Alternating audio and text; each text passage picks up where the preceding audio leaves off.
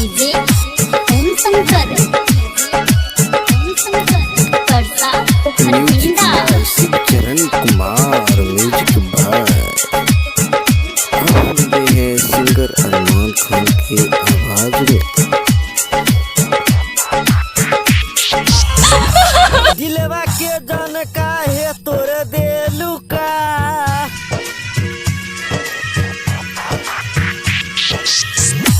दिलवा के काहे जान तोड़ देलू का काहे प्यार में हमारा के धोखा देलू बा काहे मुहबा तू हमरा से मोर लेलू का डीजे ओम शंकर परसा हरविंदा